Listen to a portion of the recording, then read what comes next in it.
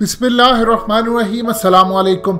25 सितंबर को इमरान खान ने United nation में जो तकरीर की, आज 5 दिन बाद वो मुकम्मल तौर पर उसका एक एक हर्फ, एक एक चीज जो मोदी, आरएसएस और भारतीय मुसलमानों के बारे में कहा वो सच साबित हुआ। आज पूरी दुनिया में पजीर आई हुई कि इमरान खान ने जो फैसला किया था, जो बात की और जो इनको बुरी तरह बेनकाब किया वो सच साबित हुआ। आज इंडिया की तारीख का बदतरीन फैसला आया है। इंडिया ने 28 साल बाद बाबरी मस्जिद हमले में मुलविस 28 के 28 लोगों को रिहा कर दिया, ये कहकर कि कोई प्री प्लान नहीं था, किसी सूरत इसमें बीजेपी के लोग मुलविस नहीं थे। और आप जरा मनाजिर देख सकते हैं। और ये यानी दूसरे लफ्जों में ये फैसला दे दिया कि बाबरी मस्जिद को शहीद करने वाले ये बीजेपी के इंतहा पसंद हिंदू थे ही नहीं, ये तो खुद ही गिर गई है और ये खुद ही तबाह हो गई है। 28 सालों में 850 गवाह, 7000 से ज्यादा डॉक्यूमेंट्स, 100 से ज्यादा रिपोर्ट्स, फोटोग्राफ्स, वीडियो टेप्स, 49 लोगों को अक्यूज किया गया। कोर्ट्स टू कोर्ट्स मामला चलता रहा। लेकिन आज सीबीआई, जो कि उनकी central bureau of investigation agency है, ये असल में मोदी के अंडर आती है। ये जो भी हुकूमत होती है सेंटर की, उनके अंडर आती है।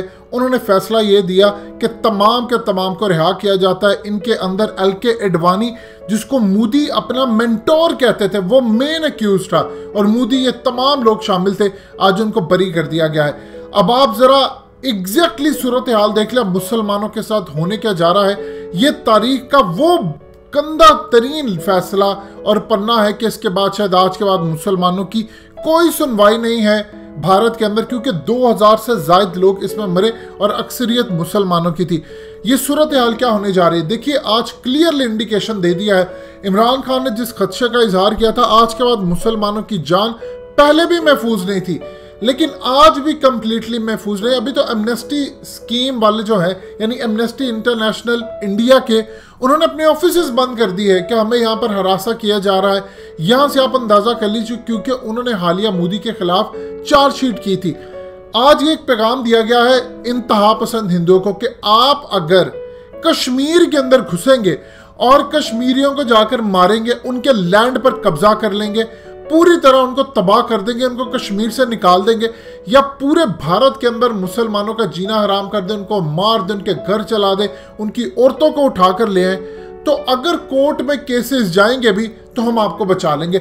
जब दुनिया पूरी के सामने 7000 से ज्यादा डॉक्यूमेंट्स, एविडेंस, फोटोग्राफ्स, वीडियोस, बयानात, ये तमाम चीजें हैं, उसके बाद क्या सूरत हाल पेश आती है कि इनको बचा लिया जाता है। अब आपको सुनवाने जा रहे हैं एक क्लिप, ये आपके रोंगटे खड़े कर देगा, क्योंकि इस केस के अंदर एक ऐसा शख्स जे भगवान गोयल, ये एक्यूज था इसके अंदर।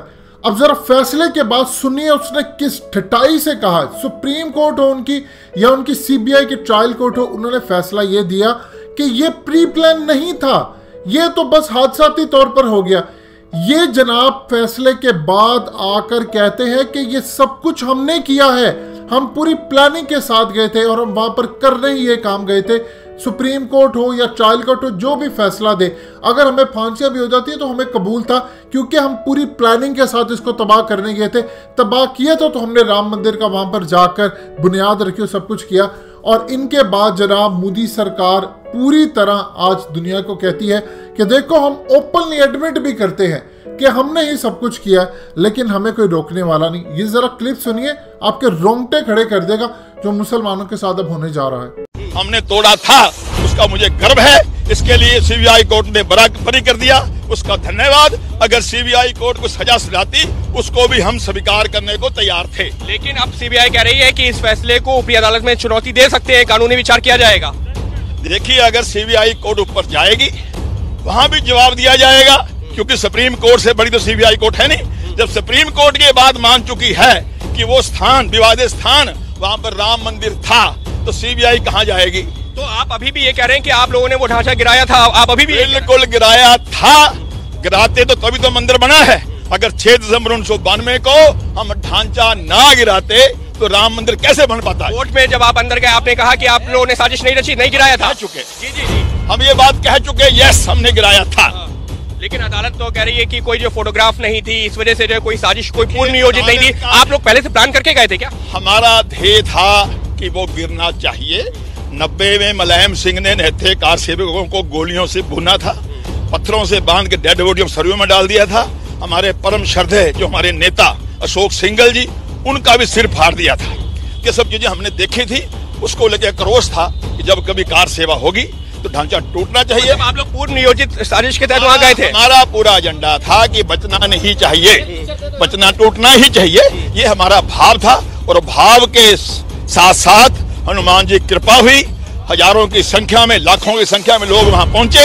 हर एक कार सेवक के अंदर स्वयं हनुमान जी आगे थे। अभी जब जो कोर्ट में फैसला सुनाया जा रहा था, आप लोग कोर्ट में ही मौजूद थे, क्या माहौल था? उसके बाद में जब फैसला हुआ, उसके बाद में क्या? सब एक दूसरे को बधाइयां दे रहे थे, जय श्री राम कर रहे थे। प्रभु राम ने सबके कृपा करी, हनुमान जी ने कृपा करी, हिंदू राष्ट्र जीता, हिंदू जीता। अगला जो हमारा एजेंडा है मथुरा और काशी, उसकी है तैयारी। एक सवाल और, आडवाणी जी खुद यहाँ पर क्या जो वीडियो कॉन्फ्रेंसिंग से, या जो बाकी लोग जो लोग 6 लोग यहाँ पर मौजूद नहीं थे, क्या वो वीडियो कॉन्फ्रेंसिंग से जुड़े थे? क्या कोई वीडियो कॉन्फ्रेंस से जुड़े नहीं जुड़े, लाइव हो रहा था, रिकॉर्डिंग हो रही थी। उनके वकील आए हुए थे क्योंकि कोई बीमार हैं, कोई ओवर एज है, इसलिए वो लोग नहीं आ पा रहे थे। कोर्ट ने उनकी हाजिरी मान ली और फैसला सुना। और कोर्ट के फैसले के बाद, आखिरी सवाल, कोर्ट के फैसले के बाद आप सब लोग जो जितने आरोपी वहां पर थे, क्या आप लोगों ने आपस में क्या बात की? हमने एक दूसरे को बधाई दी, जय श्री राम कहा, धन्यवाद किया। अगली मथुरा काशी की तैयारी की हमने बात की। कोर्ट रूम में जय श्री राम के नारे लगे, जय श्री राम सबने एक दूसरे को कहा। तो ये है जय भगवान गोयल, आरोपी है। अदालत ने कहा कि कोई पूर्व नियोजित साजिश नहीं थी, लेकिन अभी अदालत के ठीक फैसले के बाद में कह रहे हैं कि नहीं, हम तो सोच के गए थे कि हमको ये ढांचा गिराना है, और अदालत ने जो हमको बरी किया, अदालत का शुक्रिया अदा कर रहे हैं। और अदालत के फैसले के बाद में कोर्ट रूम में ही एक दूसरे के गले मिले हैं और जय श्री राम के नारे लगाए हैं। आपने सुना, इसके बाद कौन सी ऐसी चीज रह जाती है जो मुसलमानों को बचा ले? मोदी ने इसके बाद काम क्या किया? मोदी ने उसके बाद जाकर राम मंदिर की पूरी तरह इनॉग्रेशन किया, उसकी बुनियाद रखी, और सुप्रीम कोर्ट और उनके ऑर्डर के बाद ये काम शुरू कर दिया। अब आप जरा अंदाजा कर लीजिए कि कोर्ट कहती है कि ये कोई प्री प्लान नहीं था, लेकिन जिनके ऊपर इल्जाम था वो कहते हैं हाँ जी हमने प्री प्लान किया, हम तो करने तबाह गए थे। यानी आप सोच रहे मुसलमानों का क्या हाल होने जा रहा है। ये इतना डेंजरस है कि अगर अब मुसलमान वहां के शायद आज तक यूनाइटेड नहीं हो सके, और उनकी बड़ी वजह यह है कि असद ओवैसी, ये पूरा जो खानदान है, ये मुसलमानों को यूनाइट नहीं होने देता। देखिए मुसलमानों के पास क्या चीज़ है, उनके पास सबसे बड़ी चीज़ है कि वहां पर वो ये नारा लगाए, 2 नेशन थ्योरी, कि जिन्ना ने जो कहा था वो हुआ, हमसे गलती हुई, हमें पाकिस्तान के साथ ही जाना चाहिए था। वो उठकर कहते हैं कि हम बाय चॉइस यहाँ पर आए हैं, अपनी मर्जी से आए हैं, हमें कोई जबरदस्ती नहीं लेकर आया। और इस तरह के जो मुसलमान हैं, इन्होंने ही किसी सूरत यहां पर मुसलमानों को एक नहीं होने दिया। अब वक्त आ चुका है कि मुसलमान उठ खड़ा हो वहां का। अगर अब भी मुसलमानों ने मोदी के खिलाफ बगावत ना की तो शायद भारत के अंदर मुसलमानों का पूरी तरह सफाया कर दिया जाएगा। इस वाक़े के बाद तो कम से कम आप समझ लें कि खास तौर पर मेजॉरिटी मुस्लिम इलाके जिनमें कश्मीर भी शामिल है, बड़ी लड़ाई होने जा रही है, बड़ी तबाही आपके सर पर आकर खड़ी है। क्योंकि जिन लोगों पर केस है उनको बचा लिया है। अगर इतने बड़े केस में 28 साल बाद उनको बचा लिया गया है तो सोचिए, अब तो हुकूमत ही मोदी की है, पूरा मीडिया उसने कंट्रोल किया है, फौज उनकी है, एस्टेब्लिशमेंट उनकी है, और इंतहा पसंदी भी उनकी है। दुनिया, उनको कोई परवाह नहीं है कि वॉशिंगटन पोस्ट में क्या छप रहा है, इमरान खान तकरीर में क्या कह रहे हैं, पूरी दुनिया में उनका मजाक उड़ाया जा रहा है। वो ये कह रहे हैं कि जो हम करेंगे वही ठीक होगा। लिहाजा इस सूरत हाल में मामला मजीद तबाही की तरफ जा रहे हैं। दोस्तों, हकीकत टीवी को सब्सक्राइब करना मत भूलिए, वीडियो को लाइक करें, शेयर करें और कमेंट सेक्शन में अपनी राय का इजहार जरूर करें।